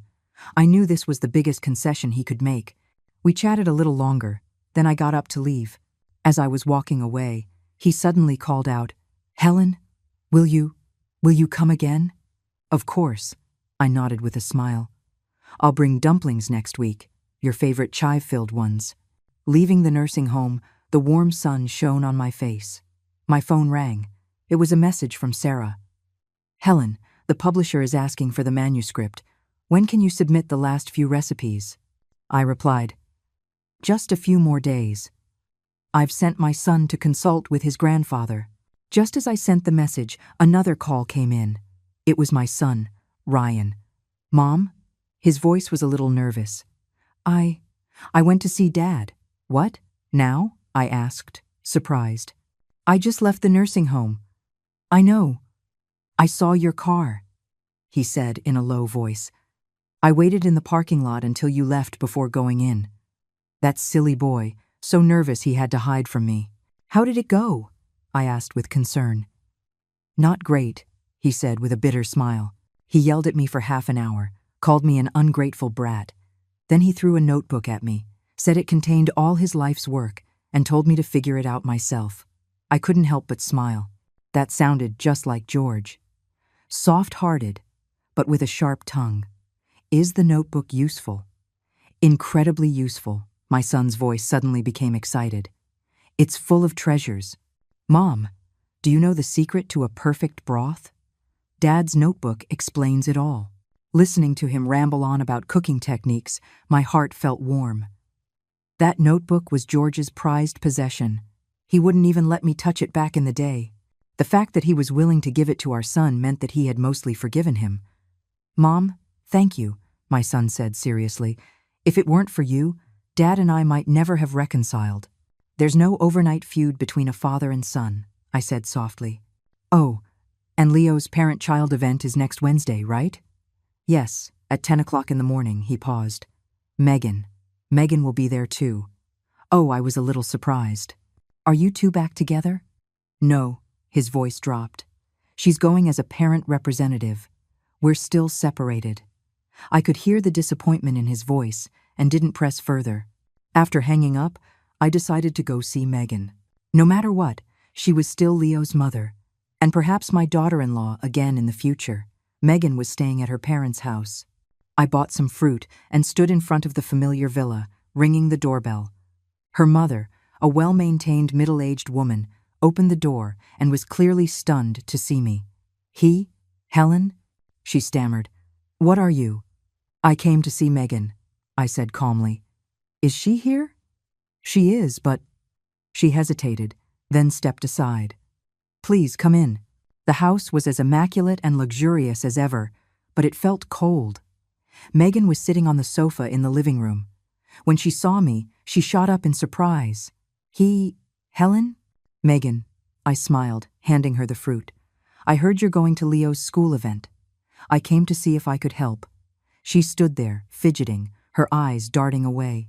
You don't hate me?" "Hate?" I shook my head. "Why would I hate you?" "Because of what I did to you." Her voice trailed off. "Let the past be the past," I said softly. "What matters is the now and the future. Speaking of which, the event is a dumpling-making contest. Do you need me to teach you a few tricks?" Her mother stood by, utterly bewildered, clearly having no idea what had transpired between us. Megan's eyes turned red, and she nodded slightly. Thank you, Helen. I really don't know how to make dumplings. Then let's start now, I said, rolling up my sleeves. Where's the kitchen? For the next 2 hours, in the luxurious kitchen, I taught Megan the art of making dumplings, the technique for kneading the dough, the secret to a flavorful filling, and various ways to fold them. She was a diligent student, clumsy but sincere. Her mother watched from the side, her expression complex. Helen, Megan suddenly asked. Why? Why are you still willing to teach me? Because you're Leo's mother, I said, demonstrating how to make a pleated dumpling, and I believe that people can change. Just like me. I only started learning to live for myself at 60. Her mother overheard this, gave me a thoughtful look, and quietly left the kitchen. Helen, Megan lowered her voice. I went to see a therapist, like Ryan suggested. Really? I asked, pleasantly surprised. Did it help? She nodded, her eyes shining with tears. The doctor said, my attitude toward you was a form of intergenerational trauma. My mother treated my grandmother the same way. She haltingly recounted her therapy sessions, how she began to recognize her behavioral patterns and confront her family issues. Listening to her, my own eyes grew moist. This daughter-in-law, who I had once despised, was also a wounded child. Helen, I will get better, she said, wiping her tears, her voice firm. For Leo, for Ryan, and for myself. When I was leaving, Megan insisted on walking me to the gate. Her mother suddenly ran out after us and handed me an exquisite gift box. Helen, this is just a small token. I'm so sorry about Megan's behavior. I opened the box. Inside was a beautiful silk scarf. I looked up at her. This usually proud woman had a hint of shame in her eyes. Thank you, but there's no need, I said gently but firmly, handing the box back to her. Megan and I will work things out ourselves. Walking home, I felt lighter than ever. It turned out that forgiving others was also a way of liberating oneself. At this stage of life, past grievances suddenly seemed less important. Back at the community, Ruth pulled me aside conspiratorially. Helen, I have some good news for you. What is it? The city is selecting the most beautiful senior, and our community nominated you, she said excitedly. If you win, you can even go to the state competition. I didn't know whether to laugh or cry. I'm this old. What competition am I going to enter? What's wrong with being old? Ruth retorted. You're the representative for seniors in our city now. You're a great cook, you have a great attitude, and you've handled your family situation so well. Handled my family situation well. I shook my head. My family was a mess, separated from my husband for years. My son and daughter-in-law's marriage in crisis. My grandson caught in the middle. But then I thought again. Weren't we all trying to mend, trying to grow? That evening, a text came from my son. Mom, Dad agreed to let me visit him every week. Today, we made braised pork together. He said my cooking technique was pretty good. This was followed by a message from Megan. Helen, I practiced all afternoon and finally made some decent dumplings. Leo said they're better than the school cafeterias. Looking at these 2 messages, I smiled as I fell asleep. I dreamed of a scene. During the holidays, our whole family was gathered together, making dumplings. George was teaching Ryan how to season the filling. I was teaching Megan how to roll the dough, and Leo was happily playing with a piece of dough on the side. The day of the parent-child event was bright and sunny. I arrived at Leo's school early, carrying a bag of prepared ingredients. The school gate was already crowded with parents and children. From a distance, I saw my son's tall figure, with Megan and Leo standing beside him. Grandma! Leo spotted me and ran into my arms. Sweetie, I kissed his cheek. Are you ready for the competition? I'm ready. He puffed out his chest proudly. Mommy has been practicing a lot. I looked at my son and daughter-in-law as they walked over. Ryan was in a suit, while Megan was in a simple t-shirt and jeans with no makeup. This was a first in my memory. Mom, my son smiled, taking the bag from me. Helen? Megan greeted me softly, her gaze steady. Everyone's here, let's go in, I said, taking Leo's hand and leading the way. The activity room was set up with a dozen tables, each with dough and filling.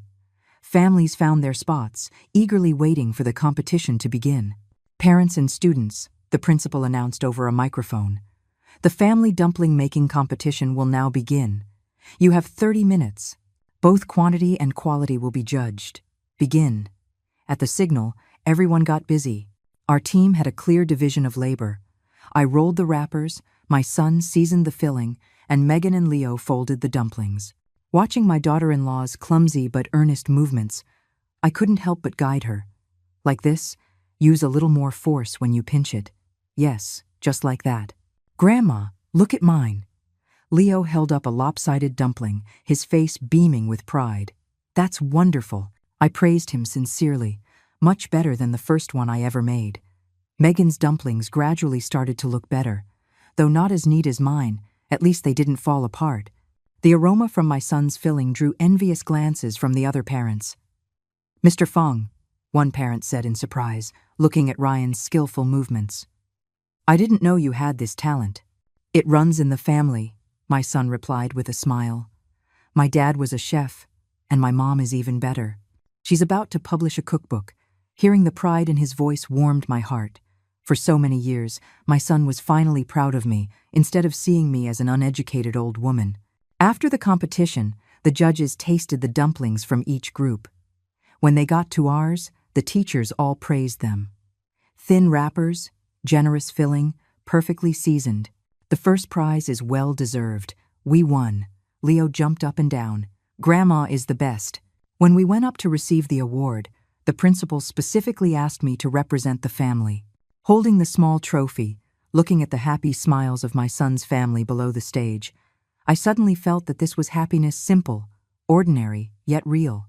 After the event, we left with our prize, a set of children's cooking utensils. At the school gate, Megan suddenly took my hand. "Helen, thank you. We couldn't have won without you." "It was a team effort." I patted her hand. "You've improved a lot." She hesitated, then said softly, "Ryan and we're thinking about getting back together." I looked at my son. He nodded, his eyes filled with hope and trepidation. "That's your decision to make," I said gently. "But no matter what, Leo needs a complete family." "Helen," Megan's eyes turned red. Will you move back in with us?" "I promise." "Megan," I interrupted her softly. "I'm happy at the community, but we can visit each other often, okay?" She looked a little disappointed but nodded. My son came over and put his arm around her shoulder, comforting her silently. Watching them, I knew this young couple was finally learning to understand and support each other. That weekend, I took dumplings to see George as promised. When I pushed open the door to the activity room at the nursing home, I was surprised to find my son there too. He and George were huddled over the notebook, with various ingredients spread out on the table. "Mom," my son saw me and waved excitedly. "Dad is teaching me the secret to making 3 non-stick pudding." "Helen, you're here?" George looked up, a rare smile on his face. "Just in time. Try your son's pudding. It's almost as good as mine was back in the day." I tasted the dessert my son made. It was indeed sweet and soft, not sticking to the plate, the chopsticks, or the teeth. Delicious. I praised him sincerely. "Much better than your dad's first attempt. He nearly burned down the kitchen back then." "Nonsense." George's old face flushed, and my son laughed heartily. Seeing the father and son getting along so well, my eyes grew moist. Years of estrangement had finally melted away. George even agreed to come to my son's house for the holidays, a first in 10 years. On the way home, my son insisted on driving me. In the car, he excitedly talked about the cooking techniques he was learning from his father and how he planned to incorporate these traditional skills into a modern restaurant. "Mom," he said suddenly, "Megan and I have talked it over. After we get back together, we want to open a small restaurant specializing in traditional family banquet dishes. What do you think?" "That's a wonderful idea," I said, delighted. "Do you need an investor?" "No," he shook his head with a smile. "We just need your expertise. You can be our chief consultant." "Chief consultant?" I chuckled. A 60-year-old housewife becoming a restaurant consultant. Life was full of surprises. As the winter solstice arrived, according to northern tradition, it was a day for eating dumplings. My son's family invited me over, and George also came from the nursing home.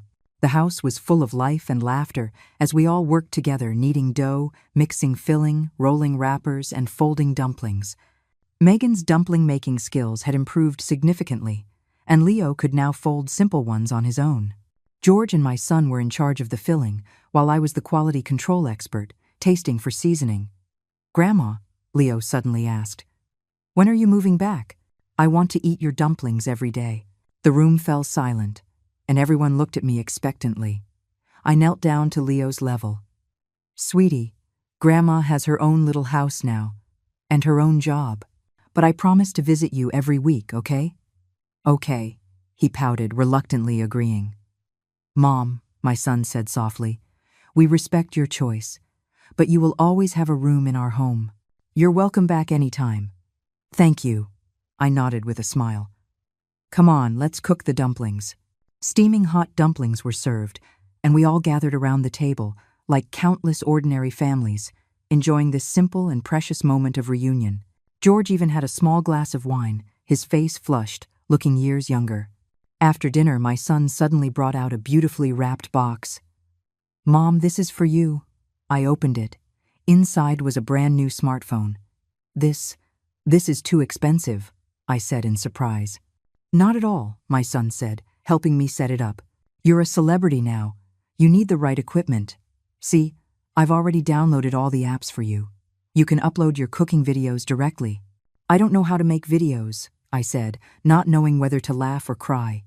"I'll teach you," Leo volunteered. "We have a computer class at school." Seeing my family's enthusiasm, I had to accept this sweet burden. Megan even helped me register a video account called Grandma Helen's Kitchen. "What should we film for the first video?"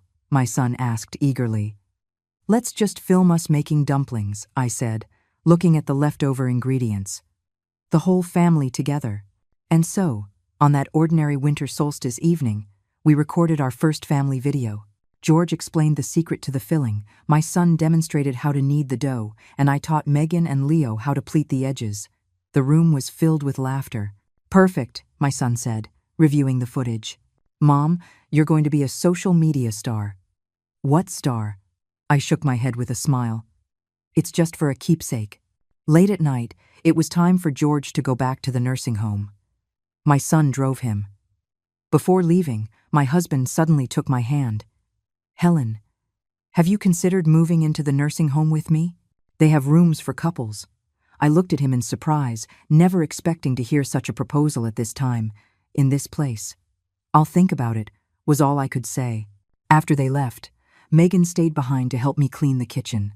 We stood side by side at the sink, working in perfect harmony, like a real mother and daughter. "Helen," she said suddenly, "thank you for giving all of us a second chance."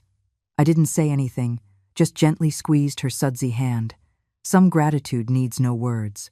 On the eve of the new year, Grandma Helen's Kitchen had already released over 20 videos, and the number of followers had surpassed 100,000. From simple dumplings to complex banquet dishes, my son, daughter-in-law, grandson, and I filmed the process of making home-style food, complete with detailed instructions. I never expected such a positive response. The comment section was filled with messages like, "This reminds me of home," and "This tastes like my grandma's cooking." "Mom, look at this one," my son pointed to a comment excitedly. "It's a producer from the provincial TV station. They want to invite you to be on their New Year's special." No. I waved my hands. "It's the holidays. It's better to be at home." "Please, Grandma?" Leo begged, hugging my arm. "I want to be on TV too." Helen. Megan also chimed in. "This is a great opportunity to let more people know about our traditional food culture." Under their persistent persuasion, I finally agreed. The recording went smoothly. I, along with several other seniors, demonstrated how to make traditional New Year's dishes from different regions and shared our holiday memories. The host specifically introduced my story, how I went from a mistreated mother-in-law to a culinary expert, and how I repaired my family relationships. After the show aired, the followers of Grandma Helen's Kitchen skyrocketed, and the pre-orders for my cookbook doubled. The publisher had to do an emergency reprint and even arranged a national book signing tour. Of course, I declined most of it, only agreeing to attend a few local events. On New Year's Eve, the whole family gathered at my son's house for dinner. Unlike the nightmarish birthday a year ago, today's dinner table was filled with laughter. George had come from the nursing home, looking vibrant. My son and daughter-in-law worked together seamlessly, one cooking, the other assisting. Leo acted like a little adult, setting the table. "Dinner's ready," my son announced, bringing out the last dish, a fortune chicken made according to George's secret recipe. We all sat together and raised our glasses. The New Year's gala was playing on TV, and fireworks occasionally exploded outside, while the house was filled with warmth. "Mom," my son suddenly stood up, holding his glass. "I'd like to propose a toast to you. Thank you for teaching me so much this year. I've learned how to be a son, how to be a father, and how to be a better person." "It's the holidays. Why are you saying all this?" I said, embarrassed, but couldn't stop my eyes from tearing up. "I want to toast Grandma too." Leo mimicked him, raising his glass of juice. "Grandma is the best." "Helen." George also stood up, his voice a little choked up. "I'm sorry for all the years of hardship. Looking at all the people I loved in this room, my tears finally broke free. The past year flashed before my eyes like a movie. The humiliation of my 60th birthday, the determination to leave home, the new life at the senior community, the chaos of media attention, and the emotional reconciliation with my family. All right, it's the holidays. Let's not talk about sad things," I said, wiping my tears and raising my glass. "Here's to our family. Cheers." "Happy New Year, Happy New Year," everyone chimed in, their glasses clinking together. After dinner, we all made dumplings for good luck. George and my son discussed the renovation plans for their restaurant. Megan and Leo carefully folded dumplings, and I supervised. The TV host began the countdown. 5, 4, 3, 2, 1, Happy New Year. Outside, fireworks lit up the night sky. My son suddenly brought out an exquisite gift box. "Mom, your New Year's gift." I opened it. Inside was a shiny golden key. "It's the key to the restaurant," my son said with a smile. "You will always be our chief consultant. Welcome to supervise us anytime." And this, Leo also handed me a handmade card. With Grandma, "I love you" written in crooked letters. "Helen," George said mysteriously, "I have a gift for you too. I've applied for a couple's room at the nursing home. It'll be ready in the spring." I looked at him in surprise, then at my son's family. They were all smiling at me, their eyes full of anticipation. "Are you all plotting against me?" I pretended to be angry but couldn't help but smile. "Mom, please consider it," my son said softly. "Dad is getting older and needs someone to take care of him. Besides, you can teach classes and film videos from anywhere." I looked at George's hopeful eyes and remembered our promise when we were young to grow old together, sunbathing and reminiscing. A promise that had been delayed, but not forgotten. "I'll think about it," was all I could say, but in my heart, I already had the answer. On the first morning of the new year, I woke up early and prepared a lavish breakfast. Watching my sleepy-eyed family come downstairs one by one, their faces lighting up at the smell of food, I suddenly understood something. Love is not about sacrifice or tolerance. It's about mutual respect and mutual fulfillment. Only by first finding one's own value can one truly love and be loved. My phone chimed with a new notification. It was a new comment on Grandma Helen's kitchen. "Your story moved me so much. I've decided to go home and see my parents for the holidays." I smiled and replied, "It's good to be home. Happy New Year." Outside, the New Year's sun bathed the earth in light. Life at 60, it turned out, could be so wonderful. A broken family, it turned out, could be rebuilt even stronger. In the days to come, I would still be Helen Fung, not just someone's wife, someone's mother, or someone's grandmother, but myself, a person with dignity and value,